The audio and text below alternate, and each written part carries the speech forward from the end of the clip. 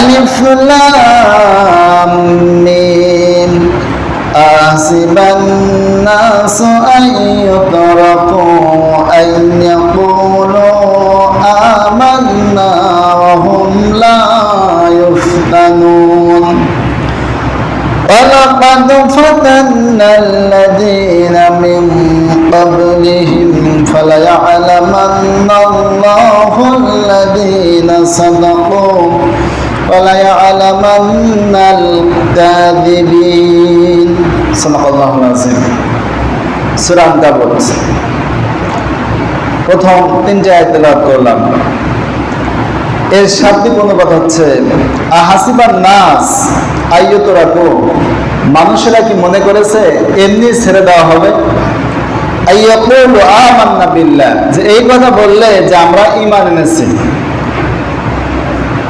ওয়াহুম লা ইফতানুন, তাদেরকে কি পরীক্ষা করা হবে না? আল্লাহ প্রশ্নবোধক চিহ্ন ব্যবহার করছেন। ওয়ালাকাদ ফাতান্নাল্লাযীনা মিন ক্বাবলিহিম, আর অবশ্যই আমি পরীক্ষা করেছি তাদেরকে যারা তোমাদের পূর্বে ছিল।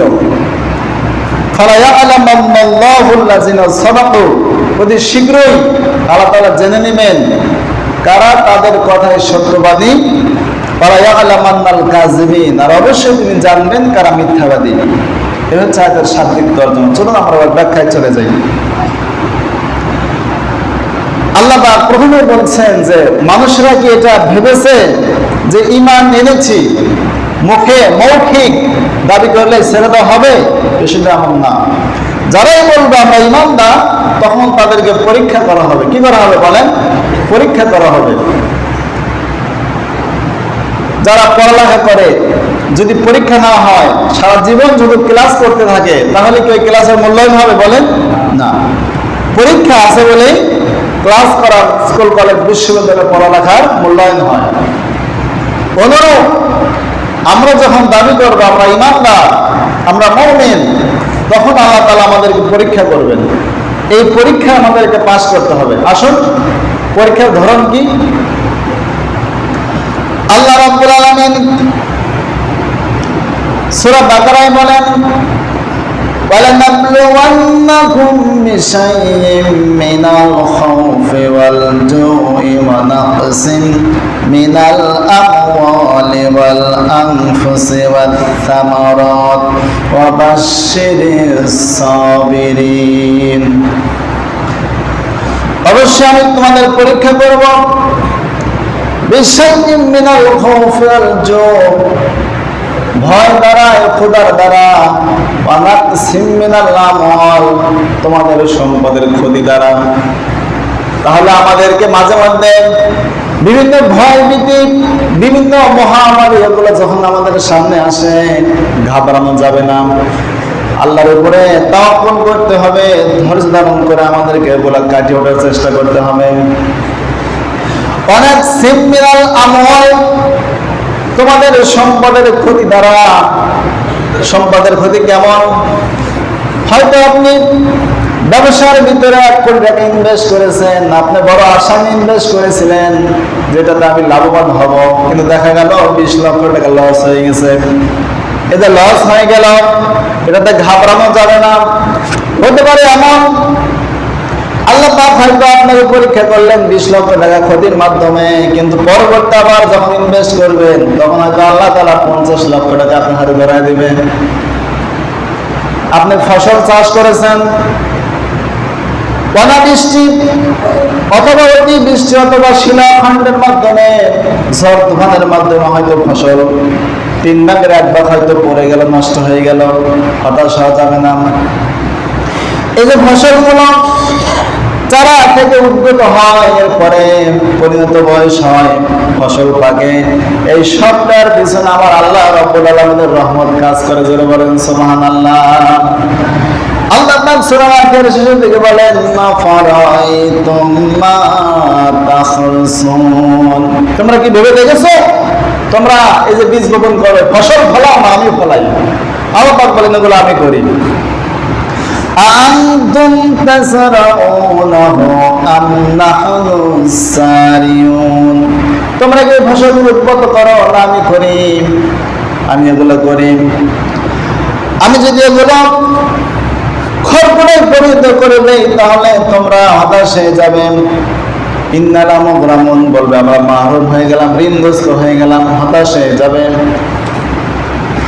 এই জন্য পরীক্ষার একটা ধরন আল্লাহ রাব্বুল আলামিন সম্পদের নাকসিম মিনাল আমওয়াল, সম্পদের ক্ষতি। এই যে মাল শব্দ এক বচন, আমওয়াল বহু বচন। তার মানে যখন আল্লাহ আমওয়াল শব্দ ব্যবহার করেছেন, তার মানে আপনার যত সম্পদ আছে, যত রকমের সম্পদ ব্যবসা প্রতিষ্ঠান আছে, যে কোনো ব্যবসা প্রতিষ্ঠান থেকে আল্লাহ তাআলা কিছু ক্ষতি করে আপনাকে পরীক্ষা করতে পারেন। সামারাত, ফল ফলাদি, আপনার গাছ গাছালি যেসব ফল ফলাদি ধরে এগুলোর মাধ্যমে আল্লাহ পরীক্ষা করতে পারেন। আল্লাহ পাক বলেন আল্লাযীনা ইযা আসাবাতহুম মুসিবাতুন ক্বালু ইন্না লিল্লাহি ওয়া ইন্না ইলাইহি রাজিউন। বলেন সবাই, ইন্না লিল্লাহি ওয়া ইন্না ইলাইহি রাজিউন। আল্লাহ পাক বলেন আমার বান্দা যারা মুমিন তারা যখন বিপদে পড়ে, মুসিবতে পড়ে, তখন তারা বলে ইন্না লিল্লাহ, আমরা আল্লাহর জন্য এবং আমরা তার কাছেই ফিরে যাব। এই যে এই আয়াতটি কিন্তু আমরা মানুষ যখন মারা যায় তখন আমরা পড়ি, কিন্তু বিষয়টা এমন না। আপনার সামনে যে কোনো বিপদ আসলে আপনি এই আয়াত পড়বেন, ইন্না লিল্লাহি ওয়া ইন্না ইলাইহি রাজিউন। যে বিপদ আসবে, বালা মুসিবত আসবে, এগুলো দেখলে আপনি আয়াত করবেন। এই আয়াত হচ্ছে মুমিনদের জন্য সান্ত্বনা। তার মানে আপনার এটা সান্ত্বনা হওয়া লাগবে এমন করে আল্লাহ তোমার পক্ষ থেকে যে ক্ষতি যেটা এসেছে আমরা মেনে নিলাম, ইন্না লিল্লাহ, আমরা তোমার দেওয়া ক্ষতি, তোমার দেওয়া লাভ সবকিছু আমরা মেনে নিলাম এবং আমরা তোমার কাছেই আমরা ফিরে যাব। সুবহানাল্লাহ। এরপরে আল্লাহ পাক সূরা বাকারায় বলেন আম হাসিবতুম আন তাদখুলুল জান্নাতা ওয়া লাম্মা ইয়াতিকুম মাসালুল লাযীনা খালাউ মিন ক্বাবলিকুম মাসাতুহুমুল বা'সাউ ওয়াদ-দাররাউ ওয়া সুলসিলু হাত্তা ইয়াকুলার রাসূলু ওয়াল লাযীনা আমানু মা'হু মাতা নাসরুল্লাহ আলা ইন্না নাসরাল্লাহি করিব। জোরে আল্লাহু আকবার। আল্লাহ পাক বলেন আম হাসিবতুম, তোমরা কি ধারণা করেছো এমনি তোমরা জান্নাতে প্রবেশ করবে, অথচ তোমাদের পূর্বে যে পরিস্থিতি হয়েছিল এখনো ওই পরিস্থিতি তোমাদের আসে নাই। পূর্বে কি পরিস্থিতি হয়েছিল? মাসাতুহুমুল বা'সা, স্পর্শ করেছিল, ধরেছিল অভাব অনটন, ওয়াদ-দাররা, দারিদ্রতা, দুঃখ কষ্ট দারিদ্রতা তাদের আক্রান্ত করেছিল, ছিল এবং শত্রুদের ভয়ে তারা কেঁপে উঠেছিল, তারা আতঙ্ক থাকতো সব সময়। এমন পরিস্থিতি সৃষ্টি হয়েছিল আল্লাহর নবী এবং যারা ঈমানদার তারা এই কথা বলে উঠেছিল মাতা নাসরুল্লাহ, আল্লাহর সাহায্য কখন আসবে এই কথা বলে উঠেছিল। আল্লাহ পাক ঘোষণা করলেন আলা ইন্না নাসরাল্লাহি করিব, আল্লাহর সাহায্য নিকটে। সুবহানাল্লাহ। প্রিয় ভাই সব, আজ ফিলিস্তিনে যা হচ্ছে আপনারা দেখতে পাচ্ছেন মিডিয়াতে, এগুলো দেখলে আর ঠিক থাকা যায় না, স্বাভাবিক থাকা যায় না। কি পাওয়ারফুল বোম্বিং করা হচ্ছে, মিসাইল লঞ্চার করা হচ্ছে, যে বোম্বিং এর আঘাতে লাশ উপরে পাখির মতো উঠছে। কি দৃশ্য, ভয়াবহ দৃশ্য। খাবার নাই, পড়ার নাই, ছোট ছোট বাচ্চা তারা বিশ্ববাসীকে জানিয়ে দিচ্ছে যে আমরা খাবার চাই না, কিচ্ছু চাই না, আমরা জান্নাতে যেতে চাই, কারণ শুনেছি ওই জান্নাতে নাকি খাবারের অভাব নাই। সুবহানাল্লাহ। তাদেরকে কি কঠিন পরীক্ষা ফেলা হয়েছে। একদিকে কঠিন অবস্থা, অন্যদিকে সুসংবাদ হচ্ছে যারা মৃত্যুবরণ করতেছে আল্লাহ তাআলা তাদেরকে শাহাদাতের মর্যাদা দান করতেছে। সুবহানাল্লাহ। কারণ শাহাদাতের মর্যাদা সবার ভাগ্যে হয় না, কারণ শাহাদাতের মর্যাদাই হচ্ছে এমন মৃত্যুবরণ করো, সঙ্গে সঙ্গে আল্লাহ তাআলা জীবনের গুনাহ ক্ষমা করে জান্নাত নসিব করে দেন। সুবহানাল্লাহ। আল্লাহ পাক শাহাদাতের মর্যাদা বর্ণনা করতে গিয়ে আল্লাহ বলেন, ওয়ালা তাকুলু লিমান ইউকতালু ফি সাবিলিল্লাহি আমওয়াত বাল আহইয়াউ ওয়ালাকিন লা তাশউরুন। যারা আল্লাহর পথে নিহত হয়, মৃত্যুবরণ করে, শাহাদাত বরণ করে, তোমরা তাদেরকে মৃত বলো না।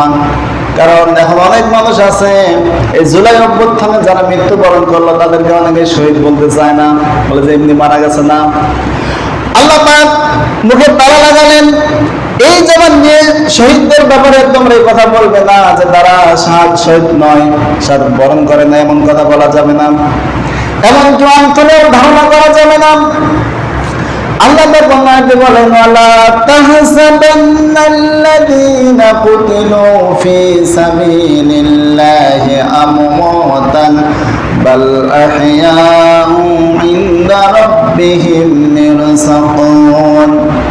অন্তরে ধারণা পোষণ করা যাবে না যারা আল্লাহর পথে শাহাদাত বরণ করে যে এরা মৃত নয়, এরা জীবিত। আল্লাহ তাআলা এদেরকে আল্লাহর পক্ষ থেকে রিজিকের ব্যবস্থা করে দিয়েছেন। সুবহানাল্লাহ।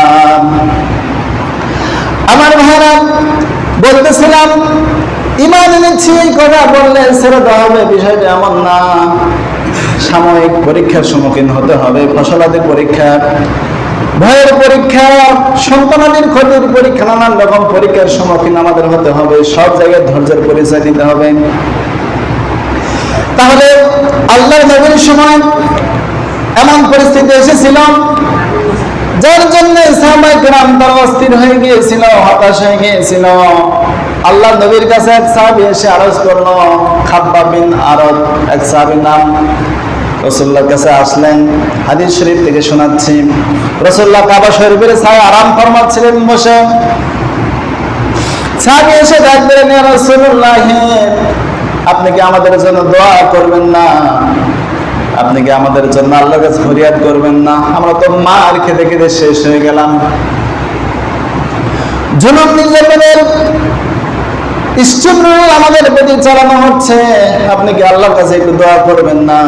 নবীজি বসা ছিলেন, উঠে দাঁড়ালেন, ওই সাহাবীকে লক্ষ্য করে বললেন, ও সাহাবী খাব্বাব, শোনো, তোমার পূর্বে এই পৃথিবীতে যারা দ্বীনের দাওয়াত দিতে এসেছিল তাদেরকে রাষ্ট্র শক্তি ধরত, জমিনে গর্ত খনন করা হতো, এই জমিনের মধ্যে কোমর পর্যন্ত গেড়ে দিত, সুম্মায়ু তাবিল মানসা, এরপরে করা টানা হতো,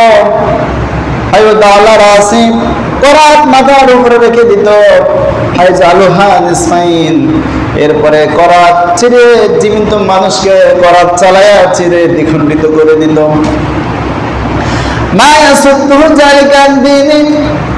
এত কষ্ট, এত নির্যাতন করার পরেও সেই দিনের যারা দায়ী ছিল তারা এক চুল পরিমাণ দিন থেকে সরে যায়নি। সুবহানাল্লাহ।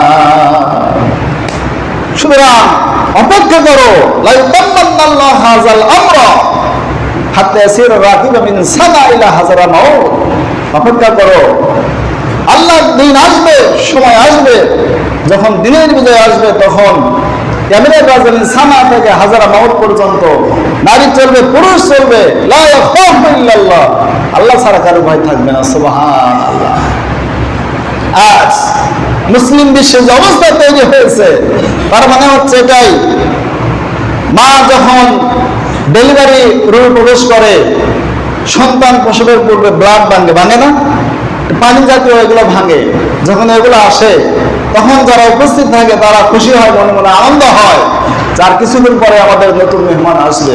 সুতরাং আজ মুসলমানদের উপরে যত নির্যাতন নিপীড়নের উৎপীড়ন চালানো হচ্ছে তার মানে হচ্ছে ইসলামের বিজয় অতি সন্নিকটে। সুবহানাল্লাহ। যত নির্যাতন হবে ইসলামের বিজয় আরো তাড়াতাড়ি এগিয়ে আসবে। আমার ভাইরা, বলতেছিলাম ঈমান এনে সেই কথা বললে ছেড়ে দেওয়া হবে না, আমাদের তোমাদেরকে পরীক্ষার সম্মুখীন হতে হবে। আল্লাহ তাআলা অন্য আয়াতে বলেন, আম হাসিবতুম আন তাদখুলুল জান্নাতা ওয়া লাম্মা ইয়া'লামিল্লাহুল্লাযীনা জাহাদু মিনকুম ওয়া ইয়া'লামাস সাবিরিন। তোমরা কি মনে করেছো ইমানের সেই কথা বললে তোমরা জান্নাতে চলে যাবে? অথচ এখন আল্লাহ তাআলা পরীক্ষা করেন নাই তোমাদের মধ্যে কে মুজাহিদ, কে জিহাদকারী, আর কে সবরকারী।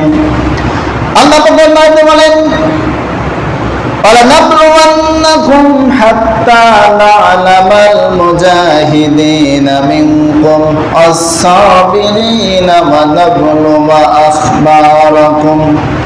অবশ্যই আমি তোমাদের পরীক্ষা করব, তোমাদের মধ্যে কে জিহাদকারী, কে মুজাহাদাকারী, আর কে সবরকারী। এই পরীক্ষা আমি অবশ্যই করব এবং আমি প্রকৃত ঈমানদারকে এটা আমি জেনে নেব। নবীজি হাদিসে বলেন, তাম পৃথিবীতে যত পরীক্ষা এসেছে, আসাদুন নাসুল বালা ফালাম মিয়া, সবথেকে কঠিন পরীক্ষা এসেছে যারা নবীগণ তাদের উপর। সুম্মাল আমসাল ফাল আমসাল, এরপরে নবীদের পরে যারা সৎকর্মশীল তাদের উপরে। সুম্মাল আমসাল, এরপরে যারা সৎকর্মশীল তাদের উপরে। এই হাদিস থেকে আমরা যেটা জেনেছি যে ব্যক্তি যত বেশি ঈমানদার, যত বেশি তাকওয়াবান নেককার, তার পরীক্ষাও তত বেশি। সুবহানাল্লাহ। অনেক নেককার বান্দা আছে, বলে না যে এত নামাজ কালাম পড়ি, রোজা রাখি, কিন্তু বিপদ মুসিবত জন্য কি ছাড়েই না, এরকম আছে না? বলেন আছে। কিন্তু প্রিয় ভাই সব, আল্লাহ পাক যার কল্যাণ চান তাকে বিপদ মুসিবত দিয়ে পরীক্ষা করে নেন। নবীজি বলেন, বান্দা যে ঈমানদার তার উপরে যত বিপদ মুসিবত, দুঃখ দুর্দশা যাই উপস্থিত হোক না কেন, এই বিপদ মুসিবত, দুঃখ দুর্দশা দিয়ে তার জীবনের গুণাবলী ক্ষমা করে দেওয়া হয়। সুবহানাল্লাহ। তাহলে বিপদ মুসিবত, দুঃখ দুর্দশা, রোগ ব্যাধি এগুলো আসে আমরা হতাশ হব না, কারণ এগুলোর মাধ্যমে আল্লাহ তাআলা আমাদের জীবনের গুণাবলী ক্ষমা করে দেন। আল্লাহ তাআলা আমাদেরকে কথাগুলো আমল করার তৌফিক দান করেন। ওয়া আখির দাওয়ানা আলহামদুলিল্লাহি রাব্বিল আলামিন। তারা সুন্নাত করেন, সুন্নাত করেন।